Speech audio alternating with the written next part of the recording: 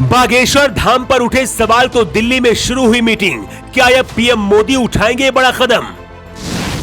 करोड़ों की फंडिंग, कई बड़े चेहरों के नाम। कौन है जो चला रहा ऑपरेशन पंडित धीरेन्द्र शास्त्री? नास्त्रे दमस से तेज है बागेश्वर सरकार की भविष्यवाणी, लेकिन 99% लोग नहीं जानते सच। पीएम मोदी पिछले 4 दिन से बागेश्वर सरकार के वीडियो बार बार देख रहे हैं। बात योगी आदित्यनाथ तक पहुंच चुकी है। मोदी सरकार के कई बड़े मंत्रियों ने मोर्चा संभाल लिया है। एक तरफ पंडित धीरेन्द्र शास्त्री की अग्नि परीक्षा हो रही है, तो दूसरी तरफ दिल्ली से लेकर लखनऊ और मध्य प्रदेश में हाई लेवल मीटिंग चल रही है। क्या हिंदू धर्म और सनातन को बदनाम करने के लिए ऑपरेशन चलाया गया? और वो कौन है जो पंडित धीरेन्द्र शास्त्री की पोल खोलने के लिए करोड़ों रुपए पानी की तरह बहा रहा है? जो लोग कह रहे हैं बागेश्वर सरकार का हाल भी आसाराम बापू जैसा होगा, 99% लोगों को अगर ये सच पता होता तो पंडित धीरेन्द्र शास्त्री पर सवाल नहीं उठाते। हमारे देश में अगर चादर चढ़ाना श्रद्धा है तो अर्जी का नारियल बांधना अंधविश्वास कैसे हो जाता है? भारत में कैंडल जलाना श्रद्धा है तो किसी मंदिर में दूध चढ़ाना अंधविश्वास कैसे हो सकता है?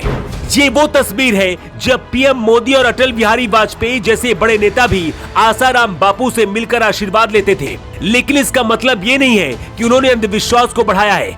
अगर मोदी आसाराम से जाकर मिले तो आरोप लगने के बाद मोदी सरकार में ही आसाराम और राम रहीम जैसे बाबाओं को जेल के अंदर बंद किया गया, लेकिन बागेश्वर धाम में जो हो रहा है वो राम रहीम और आसाराम से बहुत अलग है, क्योंकि पंडित धीरेन्द्र शास्त्री खुद को ना भगवान मानते हैं और ना ही खुद को जादूगर बताते हैं। नागपुर की जिस कथा में दावा किया गया था कि पंडित धीरेन्द्र शास्त्री वहां से भाग गए, उसी कथा में मोदी सरकार के मंत्री नितिन गडकरी और महाराष्ट्र के उप मुख्यमंत्री देवेंद्र फडणवीस भी पहुंचे थे।